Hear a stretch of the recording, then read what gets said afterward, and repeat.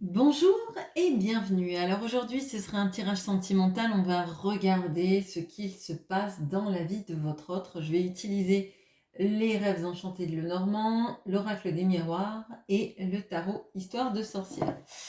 Alors, pour vous dire, ça fait 3 fois que je brasse mon tarot histoire de sorcière et ça fait 3 fois que l'arcane du diable tombe. Donc là, on peut avoir une situation de toxicité autour de votre autre ou des addictions qu'il peut avoir tout simplement. Je dis il, bien évidemment, vous pouvez adapter avec elle si votre autre est une femme. Ça ne pose pas de problème. On va voir si le tirage nous parle de ça. On va rechercher votre autre. Alors, on va rechercher l'homme à la rose. C'est un significateur, bien évidemment. Ça ne veut pas dire que votre homme est brun, votre personne est brune. Ça veut juste dire que j'utilise ce significateur pour voir quelles sont les énergies autour de lui ou d'elle. Allez.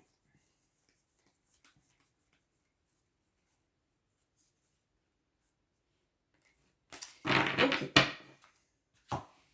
Alors, on a la clé, on a votre autre et on a le messager. Bon, alors déjà, ça va nous parler de quelqu'un qui sait qu'il doit se libérer d'une situation. Peut-être la toxicité qui est ressortie 3 fois. On va voir avec le tarot si ça ressort. On va voir aussi si avec le petit Lenormand, ça ressort. Donc, on a quelqu'un qui est conscient qu'il doit se libérer de schémas, d'un entourage, de façon de fonctionner, d'addiction peut-être, et quelqu'un qui doit communiquer, aller vers quelque chose ou quelqu'un. Bon, alors, qu'est-ce qu'on peut nous dire de... Je vais regarder d'abord avec ça. Alors, qu'est-ce qu'on peut nous dire déjà sur ce dont il doit se libérer?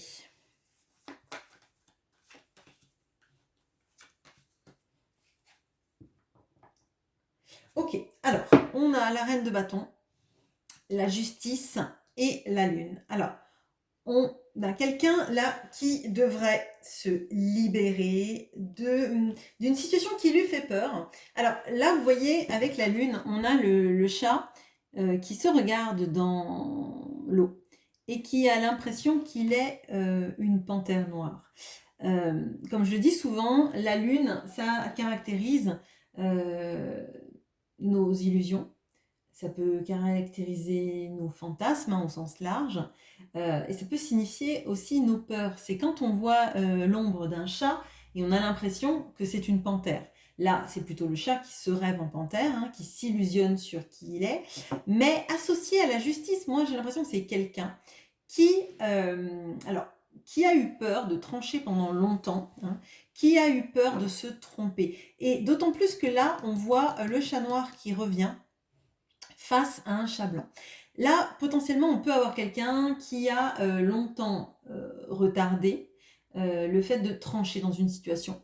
Alors, que ce soit entre deux personnes, vous et quelqu'un d'autre, ou que ce soit tout simplement entre vous et ses habitudes de vie, ses addictions, sa manière de fonctionner. On peut avoir aussi quelqu'un qui, par exemple, fonctionne comme un célibataire endurci, qui ne veut pas s'engager, d'accord? Et on a l'impression que pour se libérer, il faut avoir confiance, se laisser... et d'ailleurs, on a encore le chat noir là. Bon, il y a vraiment quelque chose là de suivre. Alors, c'est pas suivre le lapin blanc, c'est suivre le chat noir, suivre ce qui l'accompagne tout le temps, mais au fond de lui, mais dont il a peur, d'accord?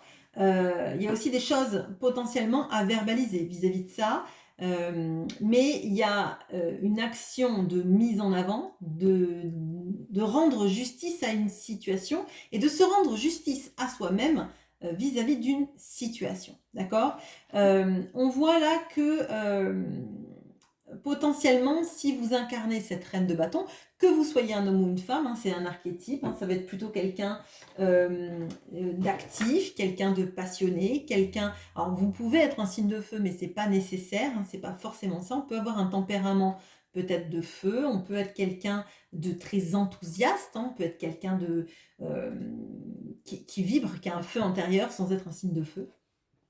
Mais si vous vous reconnaissez dans cet archétype, ça peut même faire un peu peur. Hein. Peut-être votre capacité à être un peu tout feu, tout flamme, ça peut peut-être faire peur à quelqu'un qui a toujours eu l'habitude d'avoir dans sa vie des femmes plutôt, alors j'allais dire soumises, femmes ou hommes, hein, des personnes plutôt qui lui demandaient pas grand-chose en termes de sentiments, peut-être beaucoup de choses d'un point de vue financier, par exemple. Vous voyez, enfin, là on a vraiment ça. Alors, qu'est-ce qu'on peut nous dire sur de plus?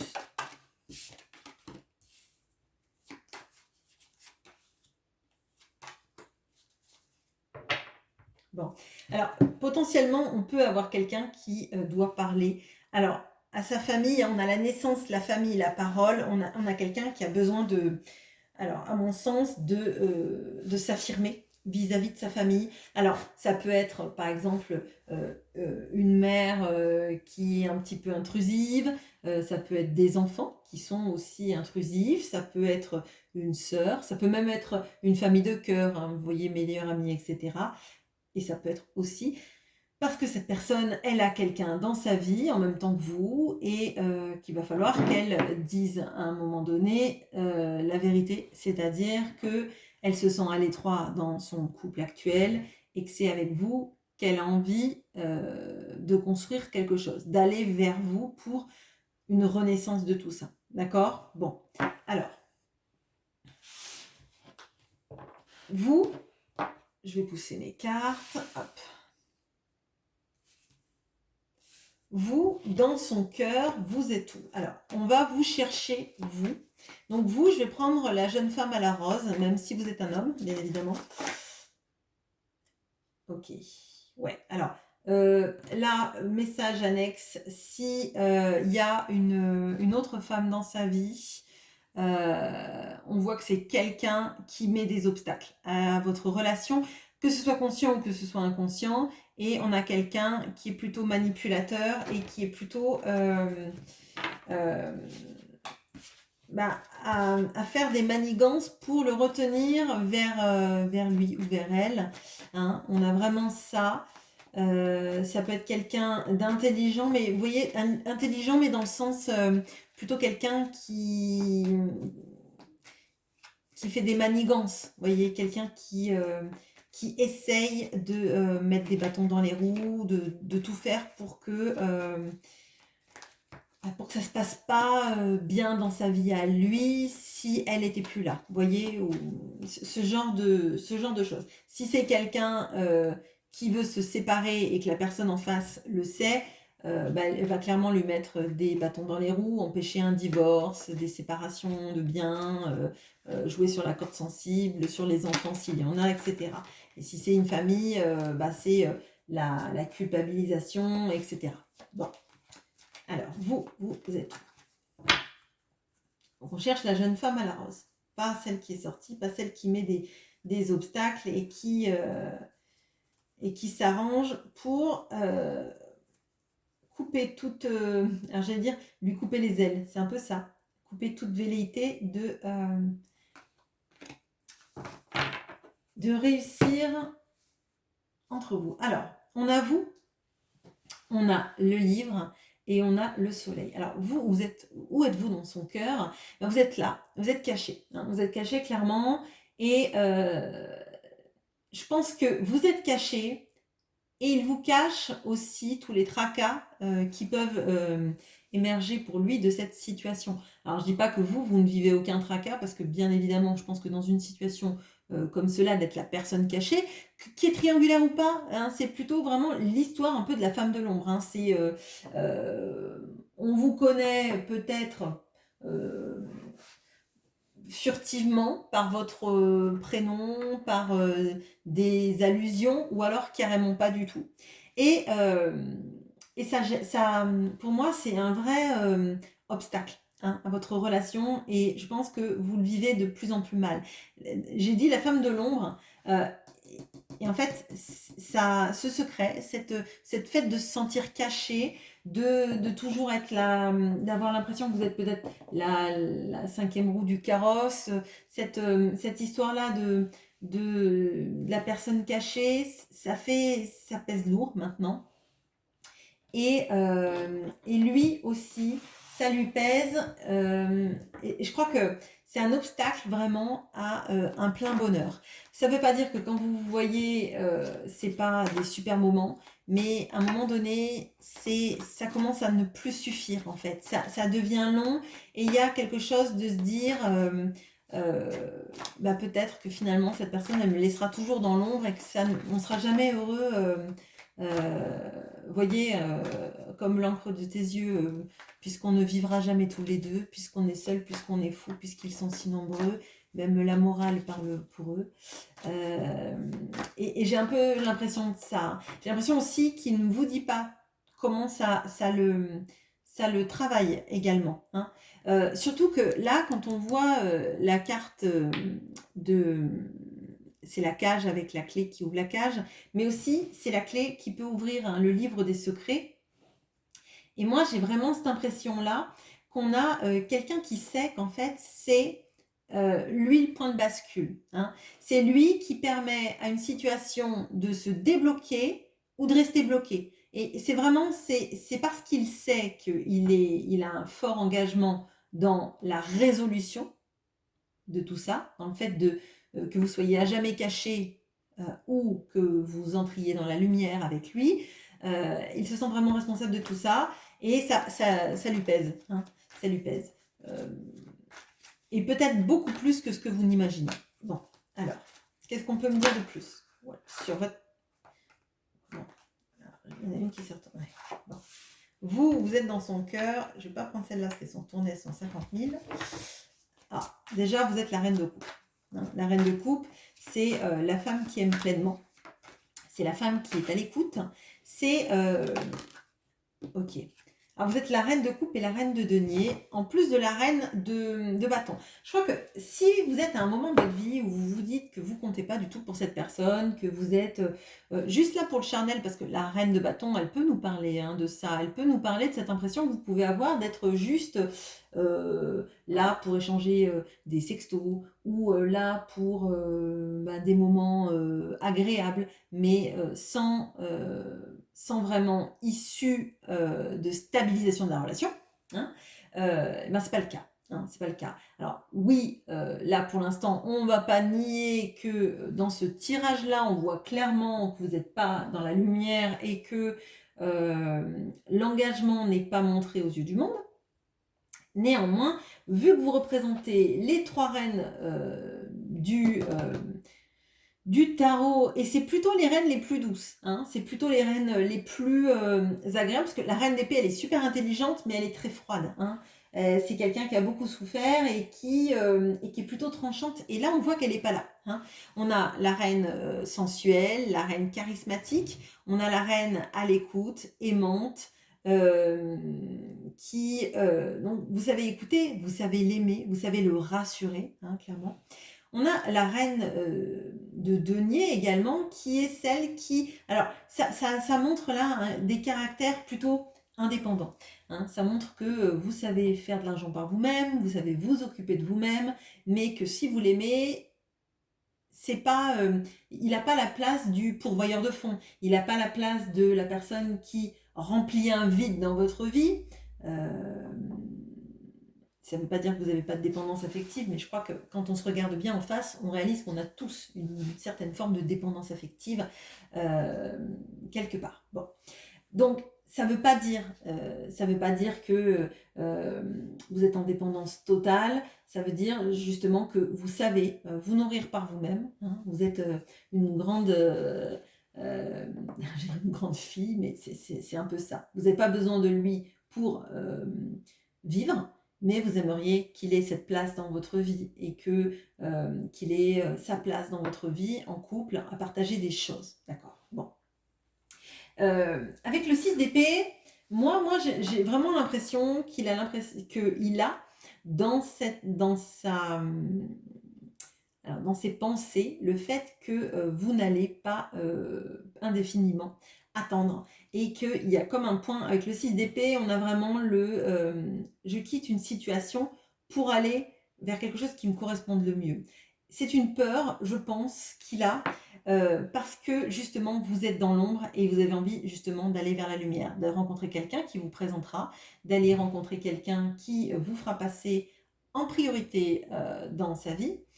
Et là, c'est une peur, hein. C'est une peur de ne pas arriver à se libérer, de vous laisser dans l'ombre et que vous en ayez ras-le-bol et que vous partiez. Bon. Qu'est-ce qu'on peut me dire d'autre sur vous, dans son cœur?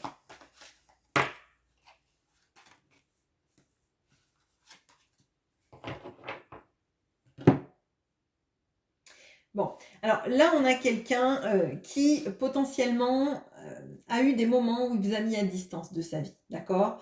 On a quelqu'un qui a pu se plonger dans le travail, ou si ce n'est pas dans le travail, c'est en tout cas dans des choses qui lui rapportent de l'argent et qui occupent son esprit.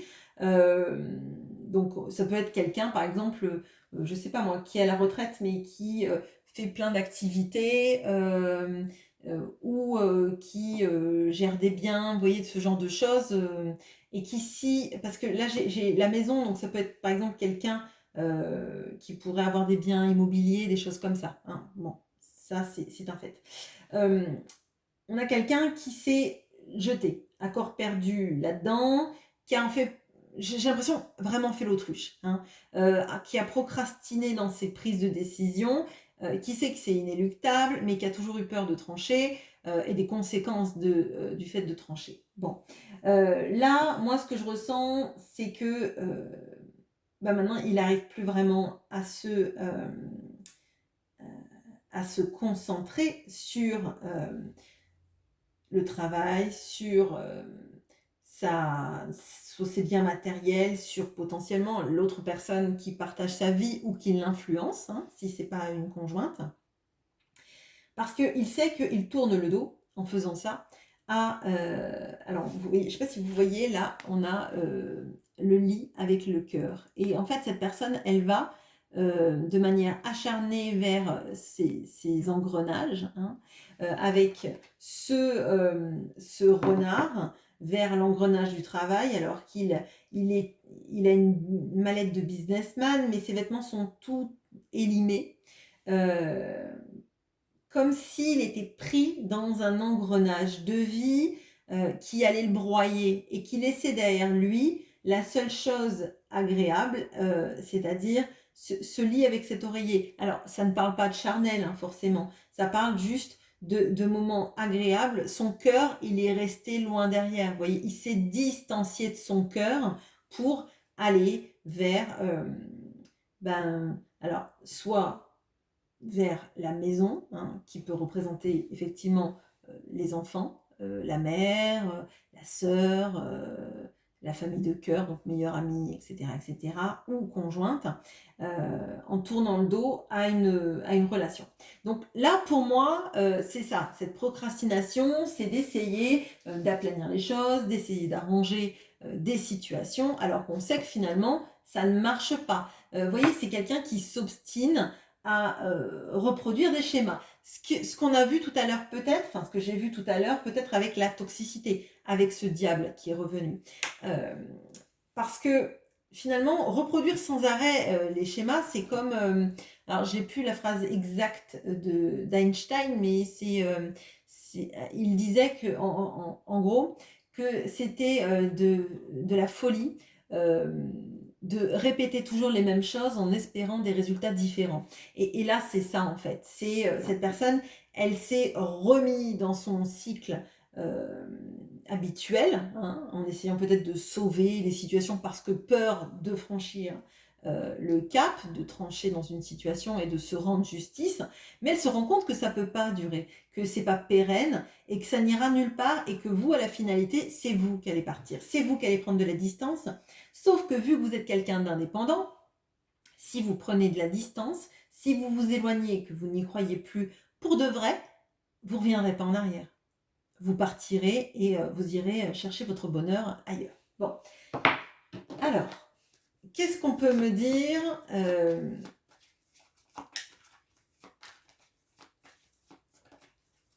sur son cœur à cette personne-là? Où il en est son cœur dans tout ça? Parce qu'on voit que vous êtes bien dans son cœur, mais on a quelque chose quand même de quelqu'un qui réalise les choses, qui voit très bien ce qui est en train de se tramer, mais qui fait du refus d'obstacle, là. Hein.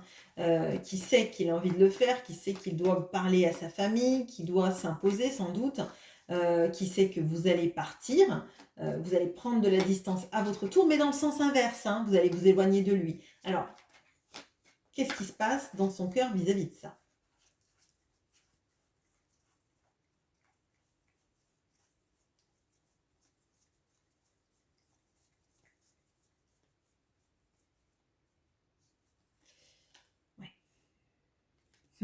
Alors, juste pour vous montrer, donc j'ai les cartes qui sont tombées, donc le serpent, le cœur, pardon, et le temps.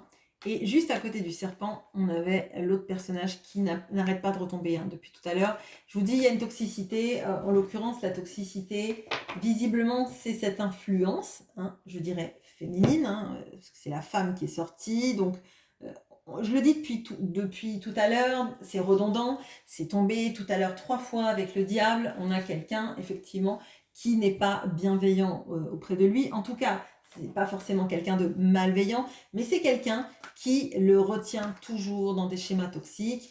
Je pense qu'il se laisse faire. Hein. On va pas le décharger de sa responsabilité parce que ça lui donne aussi le moyen de s'en sortir quand on enlève la responsabilité à quelqu'un. En l'infantilisant, on ne le laisse pas s'en sortir tout seul. Là, en l'occurrence, c'est quelqu'un qui a peur. Ces peurs, elles sont à lui. Et c'est quelqu'un qui se fait bien tirer en arrière. Mais il le veut bien, d'accord? Il le veut bien. Ça ne veut pas dire qu'il ne vous aime pas, ça ne veut pas dire que c'est quelqu'un qui est lâche, mais c'est plutôt quelqu'un qui cherche des solutions clés en main, je dirais, d'accord? Bon. Alors, qu'est-ce qu'on peut me dire justement sur cette situation qui me paraît un peu toxique, qui le tient en arrière et qui fait que la situation, elle se dénoue pas facilement. On a l'horloge, donc c'est quelqu'un qui prend énormément de temps. Et d'ailleurs, sur le livre, là, on avait une sorte de roue du zodiaque qui est en même temps une sorte de calendrier et qui est à la fois une sorte de cycle d'horloge.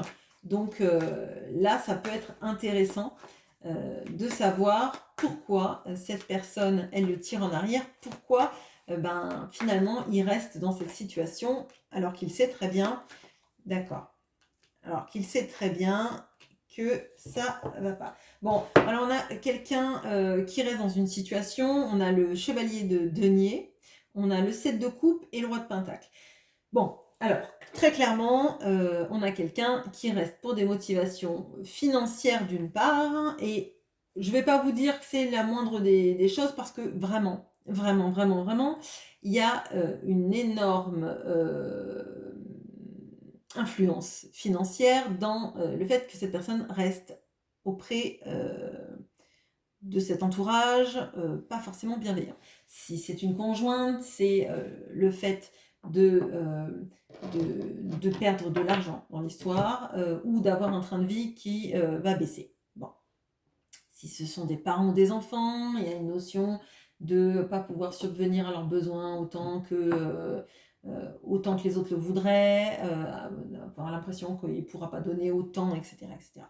On a le 7 de coupe également, et le 7 de coupe, c'est encore une histoire d'illusion et d'incapacité à choisir, et d'avoir l'impression que si on choisit, notamment le cœur, on va perdre l'argent, on va perdre la maison, on va perdre le savoir, etc. etc. Ben là, en l'occurrence, c'est une magicienne, mais c'est l'impression que choisir, c'est vraiment renoncer. Et effectivement, choisir, c'est renoncer. C'est quelqu'un qui ne veut pas renoncer. C'est quelqu'un qui ne veut pas avoir à choisir. Si vous êtes dans une situation triangulaire, depuis un moment, je suis désolée de dire ça, mais on a quelqu'un qui ne prendra des décisions que s'il vous voit vraiment partir. Alors, je vais le répéter, je le répète souvent, c'est redondant et je m'en excuse, mais c'est pas parce que je vous dis ça qu'il faut que vous vous disiez « Ah bah je vais le faire réagir, je vais le quitter », d'accord?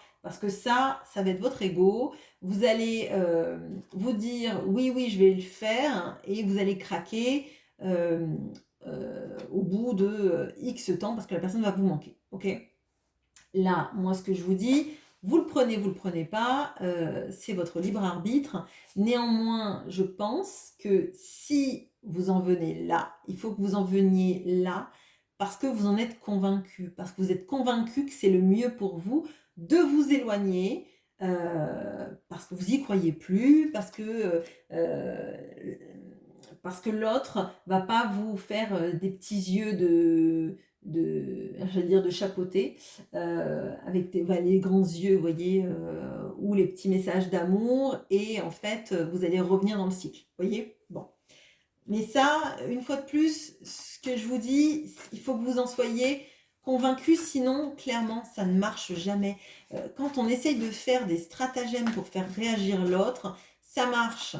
Euh, ça marche 10 jours, et après, finalement, on a tellement peur que l'autre nous oublie, ne nous aime plus, passe à autre chose, etc., qu'on craque, ou qu'on revient, qu'on pleure, enfin voilà.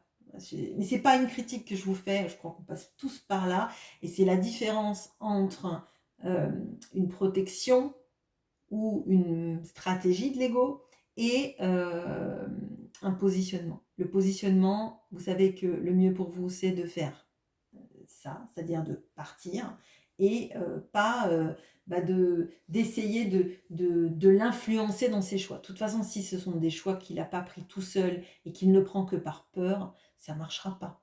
D'accord? Bon.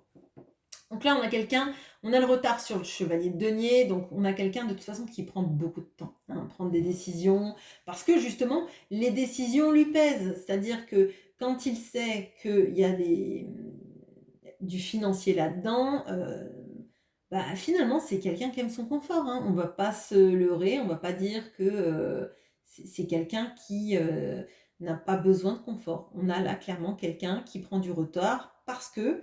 euh, et d'ailleurs, c'est le même bonhomme qu'avec le travail. Tiens, c'est marrant.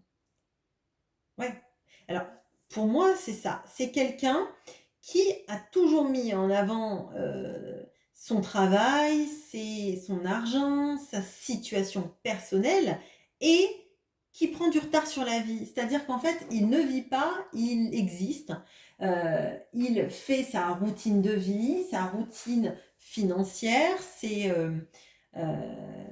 qui vit dans ses rêves potentiellement. On a la projection, mais qui n'est pas juste. Il n'est pas juste envers lui. On a deux fois cette idée-là avec la justice et la loi, qui n'est pas juste envers lui-même, qui n'est pas juste avec vous, et ça prend un temps de dingue. Et pour toutes les personnes qui sont dans des actions judiciaires, vous vous rendez bien compte que la justice prend énormément de temps à agir, faute de moyens, c'est pas pour accabler la justice, bien évidemment, mais ça prend du temps. Et lui, il prend du temps, déjà parce qu'il n'arrive pas à trancher, donc forcément c'est compliqué, parce qu'il a peur de trancher, il a peur de quitter une situation, et choisir, c'est renoncer, c'est quelque chose qui le terrifie. Donc là, on a vraiment quelqu'un qui a toujours un train de retard sur la vie. Vous voyez, il a ses habitudes de vie, mais s'il devait changer quelque chose, vu qu'il n'a pas initié les choses, c'est très long, très compliqué. Alors, est-ce qu'on peut me donner un conseil pour vous?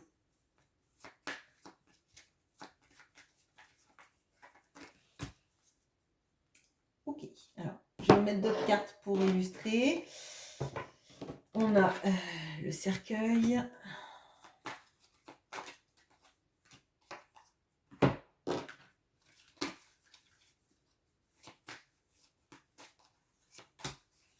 Ouais. Alors, bon. On a le cercueil, on a le 6 de denier et on a le bouclier. Bon, alors là, bon, clairement, on vous dit de recentrer vos énergies sur vous-même, de vous protéger de votre capacité à toujours donner, à donner à lui, d'attendre des choses de sa part. Et plutôt de vous faire j'allais dire la grâce, enfin c'est pas ça, mais d'être un peu plus généreux avec vous-même. C'est à vous, en fait, de rendre justice à vous-même, de qui vous êtes, et de pas vous dire, en fait, que, par exemple, vous vous sentez vide sans lui. Vous n'êtes pas quelqu'un de vide parce qu'il n'y a pas quelqu'un dans votre vie, hein, parce que vous n'êtes pas, parce que peut-être vous n'êtes pas connu de tout le monde. C'est pas pour ça que vous n'existez pas. Vous avez votre vie, puis on voit qu'avec le nombre de reines que vous êtes, vous savez remplir de l'espace dans votre vie. Vous savez être quelqu'un sans cette personne. Et moi, je crois qu'en fait, vous avez toujours des excuses pour cette personne. Vous avez toujours tendance euh, à pardonner, à comprendre, à écouter, à espérer, mais vous n'êtes pas très bienveillante vis-à-vis de vous-même, alors que la meilleure des choses, ce serait de vous dire que euh, vous valez quelque chose, et que si cette personne ne prend pas de choix, c'est pas parce que vous valez moins bien que la personne de sa vie, ou que sa mère, sa sœur, sa meilleure amie, ou que sais-je, ou son ex, ou voilà. C'est juste parce que cette personne, elle a un problème à choisir, elle a un problème à laisser les choses derrière elle, mais c'est elle qui a les clés de cette situation dans la manière de venir vers vous. Et vous, vous êtes encore maîtresse de la situation dans le partir ou rester. Bien évidemment, vous allez me dire, bah oui, j'essaye de l'oublier, mais ça ne marche pas. Et je vais pas vous jeter la pierre. Je crois qu'on passe tous par des moments comme ça. Et c'est pour ça qu'il faut que vous vous occupiez au maximum de vous, hein. Déjà, pour pas subir la situation sans arrêt comme ça, en faisant le pied de grue, en attendant que cette personne se décide, parce que ça peut prendre beaucoup de temps. Et je crois que là, vraiment, le conseil, c'est de vous interroger sur, sur cette personne, sur ce qu'elle donne, sur sa capacité à agir et sur son goût absolu, hein, des biens matériels et de ce qu'elle pourrait perdre. À un moment donné, on voit que cette personne, elle a du mal à rendre justice, elle a du mal à choisir une situation. On voit qu'elle n'est pas bien dans cette situation, mais si elle ne fait rien pour s'en dégager, juste pour des biens matériels, hein, et là, moi, dans ce que je ressens, c'est pas quelqu'un qui, s'il divorçait, se retrouverait sans argent, hein. Là, moi, je pense que si c'est quelqu'un qui divorce, peut-être qu'il va perdre la moitié de ses biens, mais il lui en resterait assez pour avoir une vie dans laquelle il n'est pas à la rue, d'accord? Et surtout qu'on voit que vous arrivez à gérer votre vie, donc vous ne seriez pas du tout à la rue, d'accord? Donc, interrogez-vous, vous, sur votre capacité à vous faire du bien, à vous prioriser, à vous ressentir comme digne de l'amour qu'on vous donnerait, digne de l'amour que vous vous donnez, et, euh, et faites vos choix en âme et conscience et pas basé sur les mouvements de cette personne ou ses non-mouvements. Basez-vous sur les mouvements que vous avez envie de faire pour vous et dans les mois à venir, ce qui va vous faire du bien à vous. Si cette personne, elle prend 10 ans à prendre une décision, vous n'allez pas passer vos week-ends à pleurer et ne pas vous occuper de vous, ne pas vous faire du bien. Euh, c'est pas possible. Vous méritez mieux que n'exister que si l'autre est là. Bon, voilà, je pense que c'est un tirage complet. Je veux bien que vous me disiez en commentaire ce que vous en pensez, qu'on discute ensemble aussi des difficultés que vous pouvez avoir vis-à-vis de ce couple, hein. Parce que je le ressens que c'est pas facile et que vous êtes en point de jonction entre je veux partir et j'ai envie de le faire réagir. Bon. Voilà. Eh bien, écoutez, je vous souhaite une bonne journée. À bientôt.